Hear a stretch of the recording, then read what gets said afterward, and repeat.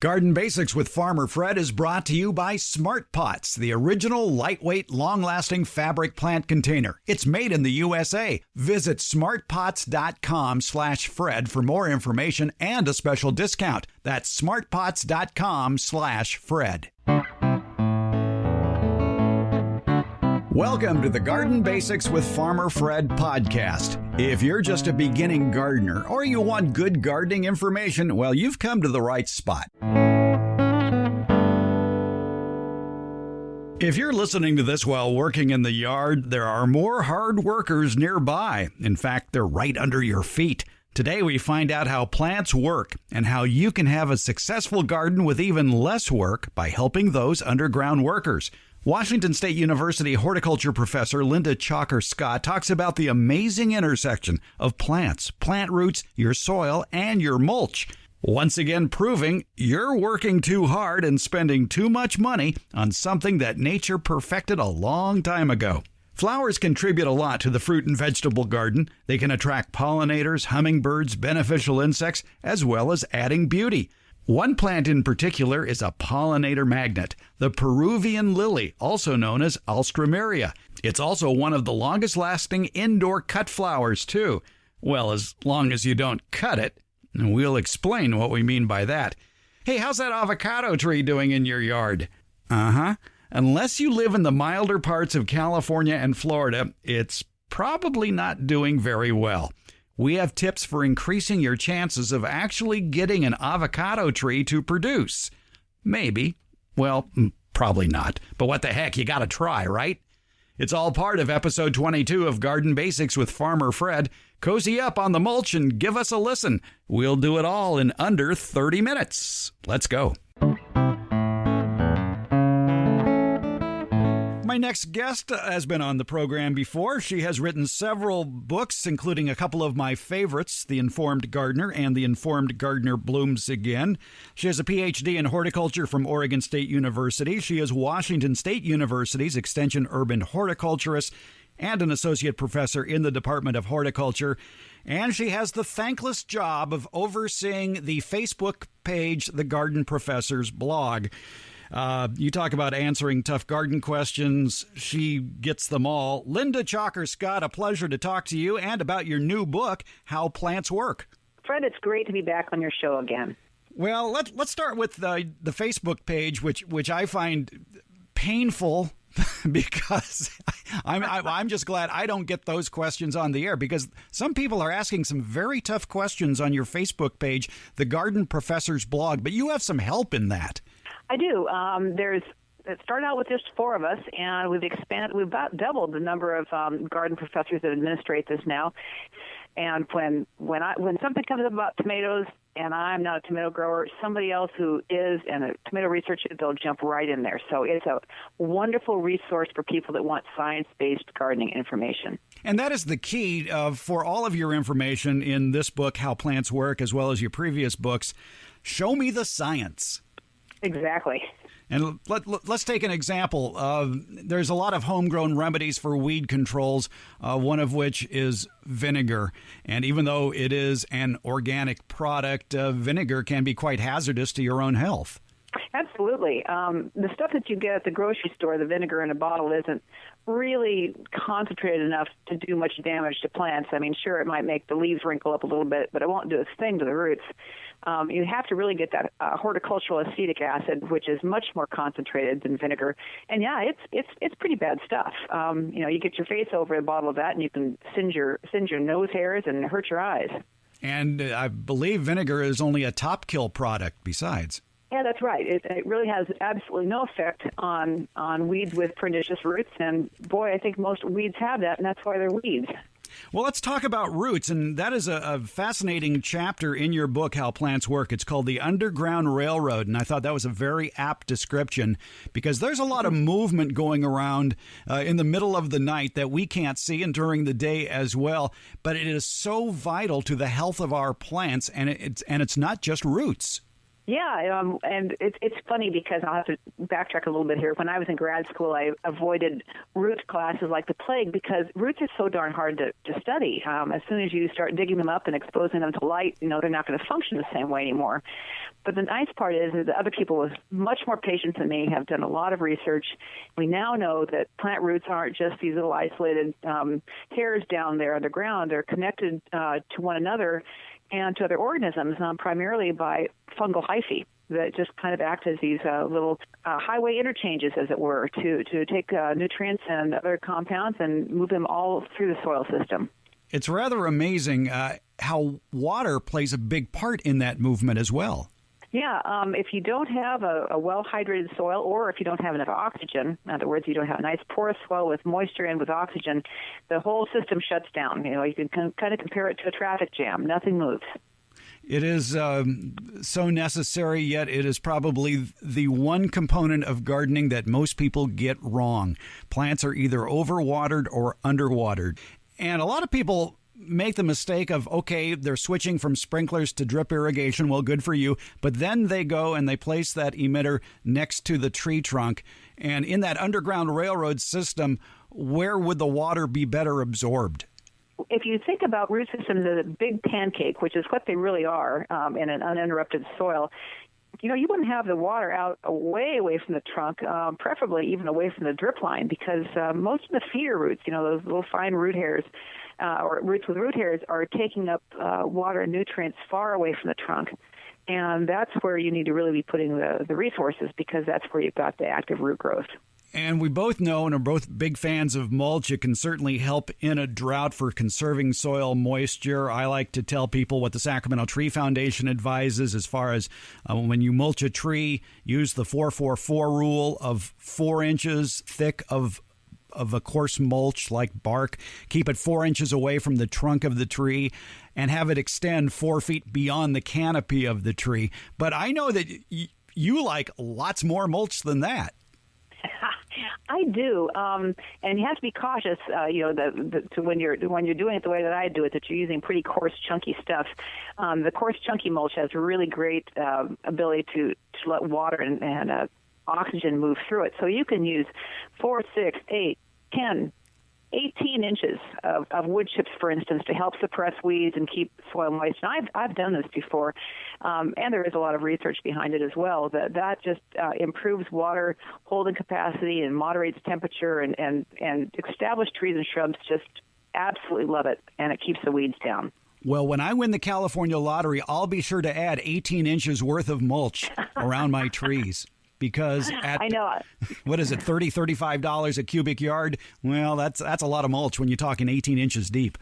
It is, unless you get the and I don't know if it's free down where you are, but arborist wood chips up here are either cheap or free, and that's one of the very best coarse woody mulches you can get. Well, that brings up a very good question, because a lot of people are in that habit. If they see tree trimming work going on in their neighborhood, they might bribe the tree trimmers with a 6-pack or whatever to get that load of chipped tree material for their own yard. But are you importing somebody else's problems? You probably are, but you have to kind of take that with a grain of salt. So let's say that your neighbor or someone has had a tree chipped up that maybe had some kind of rot issue or some kind of disease issue. You have to realize that wood, even though it most definitely has that disease in it, those spores are everywhere. So, it doesn't really make any difference if you use that as a mulch or not, as long as you don't make a mistake of digging it in. Because once you dig that diseased material into the root zone and start injuring roots, as you will with a shovel, then you open them wide to infections. But just using it as a mulch, your soil already has all those pathogens in it. They're just not active because hopefully you've got, very good, healthy soil conditions, well drained, and lots of oxygen. There has been a story floating around for years and years where some people advise, whatever you do, don't put mulch, don't dig mulch into the soil because it'll tie up nitrogen. True or false? If you dig it in, it's absolutely true.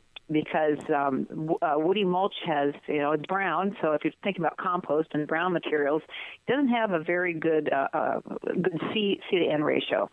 So putting it into the soil, the microbes start breaking it down. They need nitrogen to do that. They start stripping it out of the soil.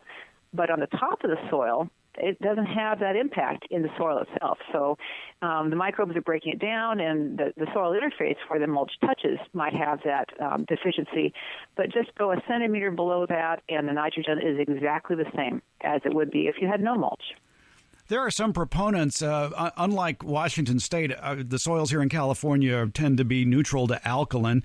And if people want to grow southern highbush blueberries here, they need a fairly acidic mix, something perhaps around a 5.5 pH. And one popular mix that a lot of growers advise is 1/3 peat moss or coir, 1/3 azalea rhododendron camellia soil, and 1/3 of pathway bark, small bark, in a mix together, and plant your blueberries in that. Would that tie up nitrogen? Probably not, because I think when they use that bark that you mentioned, it's composted. And the interesting thing about wood chip mulch or bark mulch is that when it's fresh, it will tie up nitrogen if it's incorporated. But once it's composted, it has a very good carbon to nitrogen ratio. So you can go ahead and use it as either a mulch or an amendment. It won't cause a problem with your nitrogen. Linda Chalker-Scott, author of the book How Plants Work, the science behind the amazing things that plants do.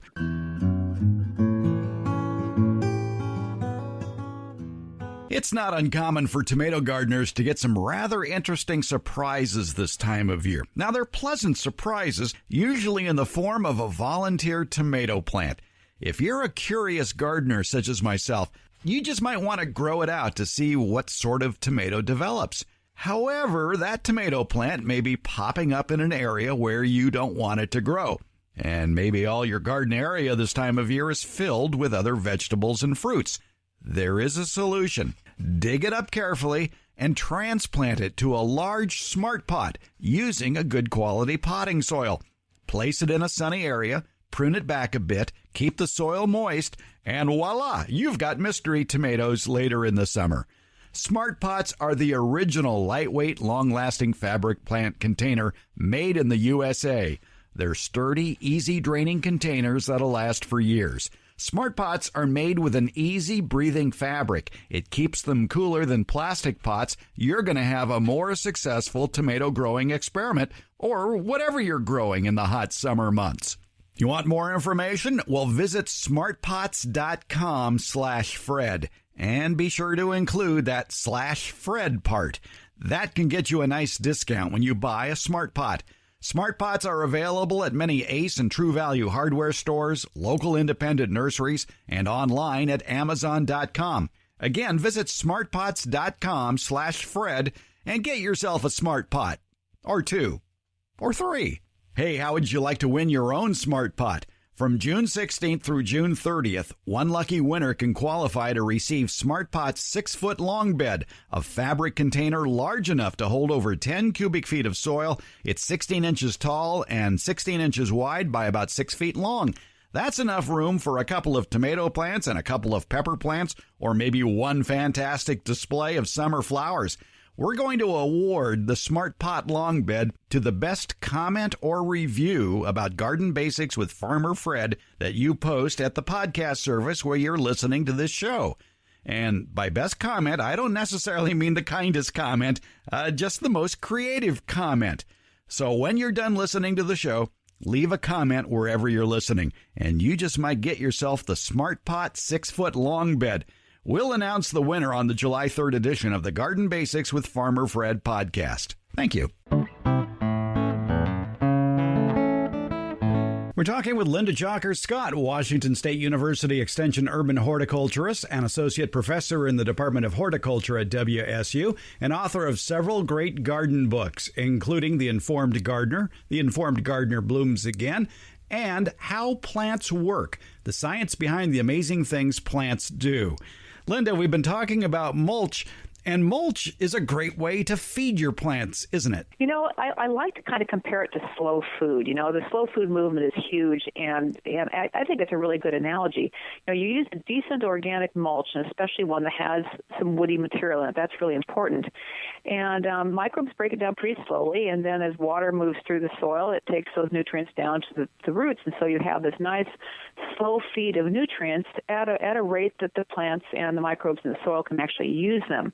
So you're not going to get issues with over-fertilization. You don't get watershed contamination. You just have this nice slow feed as your organic material breaks down. I think it's a great way to fertilize.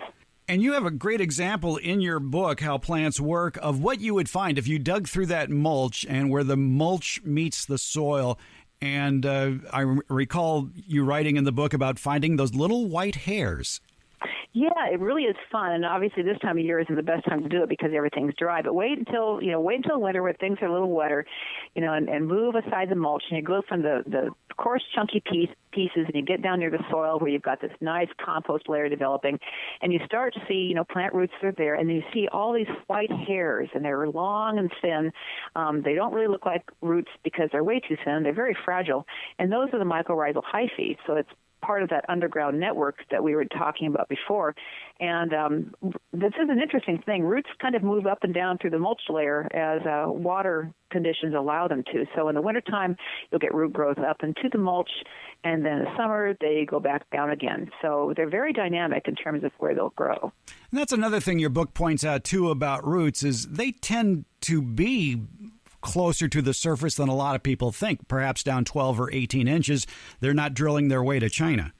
Absolutely, and the thinner and more compacted your soil is, the higher up in the soil they'll be. So if you were in the Midwest, where they've got those great plain soils with all grassland, and you've got several inches of topsoil, you might find roots going down, a foot or 2 feet or even deeper. But in our soils, especially urban soils, which tend to be pretty compacted and not be real nutritious, most of your roots can be within the top 12 inches.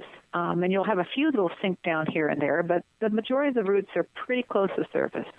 And again, that just shows the importance of that mulch layer to help not only feed the soil, but moderate soil temperature and moderate soil moisture loss. Absolutely, because as the closer you are to the surface, the more the environment affects the soil.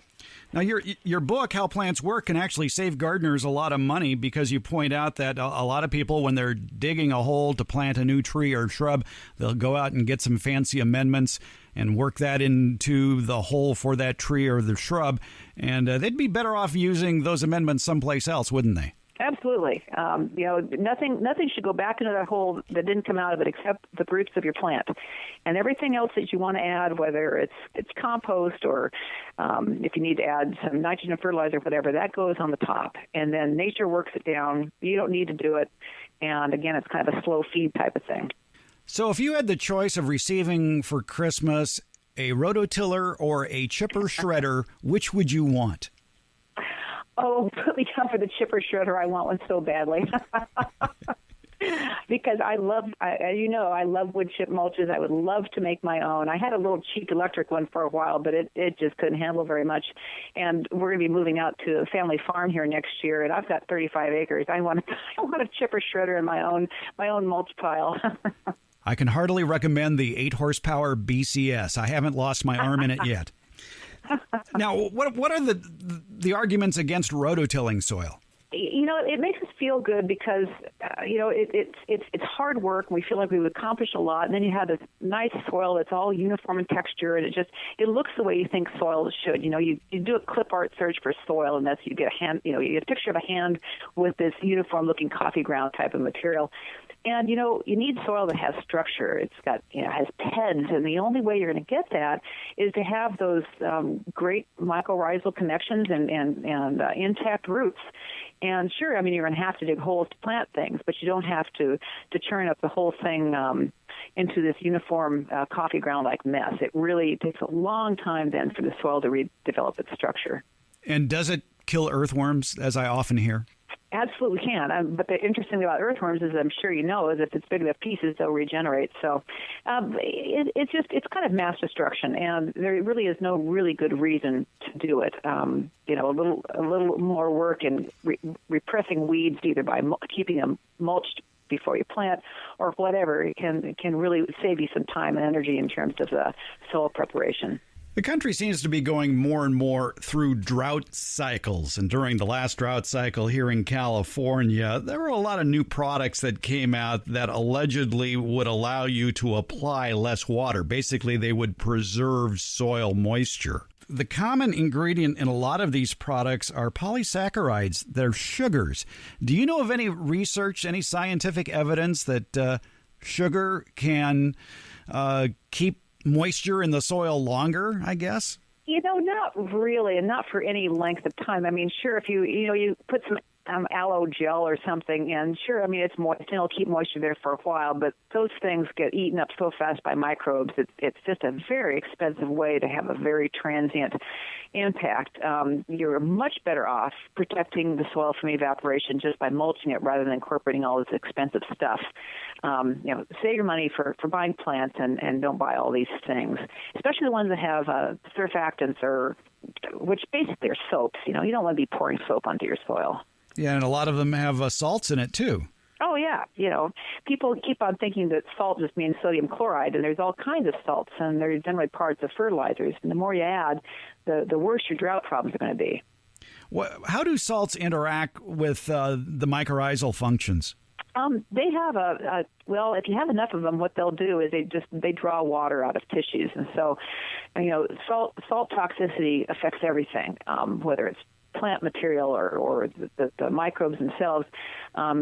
It just draws water out, and so it dehydrates everything. And if you've got a drought stress situation, again, the more salt you have in the soil, the harder it is on the mycorrhizae, the harder it is on the roots. It just really takes its toll on the functionality of that underground railroad.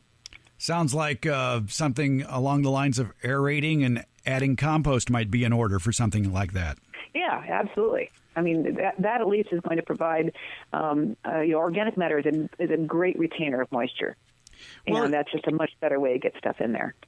If people want 3 great books on gardening, I can certainly recommend The Informed Gardener and The Informed Gardener Blooms Again, in which Linda Chalker-Scott blows apart so many common garden myths that seem to reappear with the seasons. And her latest book, How Plants Work, The Science Behind the Amazing Thing Plants Do, besides being a good explanation and an easy to understand explanation of how these functions work in the soil, you're still exploding garden myths. That's your lot in life, Linda.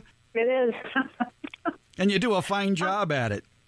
Well, thank you. I hate being everybody's buzzkill, but I guess someone has to do it. Well, what is the most commonly reoccurring garden myth that you have to deal with? Right now, and I don't know why it is, on social media, I am so tired of this homemade weed killer. It's the Epsom salts plus vinegar plus Dawn dish soap. Every single day I see that someplace on Facebook, and half the time it gets asked as a question on our page. Don't do it. Don't do it. Don't add salt. Don't add vinegar, and don't add soap. Oh, so now I know where the questions I'm getting are coming from. Okay. And now I know some of you listening out there have just heard it with one ear, and all you heard was, vinegar and Epsom salts and Dawn detergent kills weeds. Well, let's go to work. No, don't. No. Use a hoe. Pull it out of the ground. Oh, Linda, we have a tough life. That's right. Linda Chalker-Scott, her latest book, How Plants Work, The Science Behind the Amazing Things Plants Do. Linda, thanks so much for your time. Hey, Fred, it was really fun to talk to you again.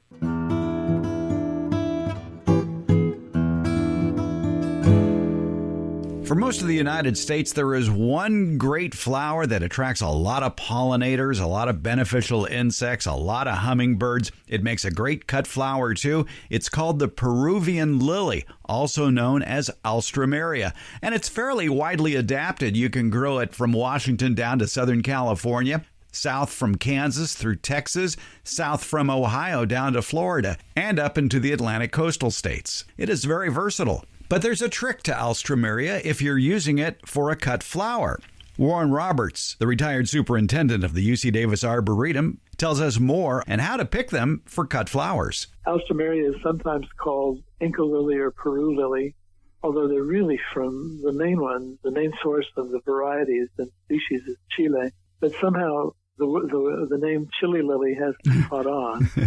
But that would be the more appropriate name. Great cut flower, but you don't cut them, you pull them. And then you, that's one of the longest lasting of all vase flowers. Today's garden question comes from Dave. He left it on the Get Growing with Farmer Fred Facebook page. He says, 8 years ago, I got some avocados from my dad who lives outside of Tampa, Florida. We planted the seeds just for fun, and behold, it started growing. It's become quite the tree, but I have never seen a flower or fruit on the tree. Again, it's been in the ground over 8 years. Do you have any ideas? Well, Dave, my first idea is you don't live in avocado country. You don't mention where you live, and that has a lot to do with where you can grow avocados. If you're familiar with USDA zones, most of the commercial avocado country in America is in zones 10A and 10B, and that's primarily Southern California and a lot of Florida. There's a bit in zone 9B. But once you get below zone 9B, say 9A or USDA zone 8, there's too much freezing temperatures to grow an avocado tree that'll bear fruit. So my guess is you live in an area that either gets too cold or too hot. That's why you don't see much in the way of commercial avocado production, say in South Texas or Arizona, because it just gets too darn hot, even though during the winter the overnight temperatures don't get around freezing. Avocados like mild temperatures, not too hot, not too cold. The ones who have been able to successfully grow avocados that bear fruit in zones 9B and 9A, it's usually a combination of factors that work. For many people, it's to plant two different varieties of avocado. Avocado pollination is increased when you have two types of avocado trees, one with what's called an A flower and one that has a B flower. These flower types open at different times of the day. According to the California Rare Fruit Growers Association, avocado flowers are either receptive to pollen in the morning and shed pollen the following afternoon, that would be a type A flower, or are receptive to pollen in the afternoon and shed pollen the following morning, that would be type B. Type A flower varieties include some adaptable avocado varieties that might work in Zone 9B or USDA Zone 9A, as long as you don't get too much in the way of freezing temperatures or too hot in the daytime. Those varieties include Mexicola and Pinkerton. Other varieties that produce a type B flower that have a chance, and I'm just saying have a slight chance, of growing if you're outside of the USDA Zone 10 include Bacon, Jim, Zutano, Fuerte, Surprise, and Stewart. These are called Mexican avocados, and they tend to mature 6 to 8 months after flowering. People who have been successful growing avocado trees outside USDA zones 10 and perhaps 9B, they've done it through a combination of factors: correct watering, which includes consistently moist soil but well-draining soil, reflected heat in the wintertime to keep the temperatures above freezing. That may come from positioning the tree near a south or west facing wall and perhaps surrounded by a concrete patio. And a lot of these trees never get taller than the house or the garage that it might be next to. The house protects it from getting too cold, and usually those trees die back as soon as they start getting a little bit taller than the house. And did I mention that it takes 8 years or more to get fruiting avocado? There could be a problem there as well. So enjoy the tree, Dave, and keep buying the avocados at the grocery store, wherever you may be living. Find out more information about growing avocados in marginal climates in today's show notes. Thanks for listening to Garden Basics with Farmer Fred, brought to you by Smart Pots. Garden Basics comes out every Tuesday and Friday. It's available on many podcast platforms, including Apple, Spotify, Google, iHeart, Stitcher, and many more. And if you're listening on Apple, please leave a comment or a rating. That helps us decide which garden topics you'd like to see addressed. And again, thank you.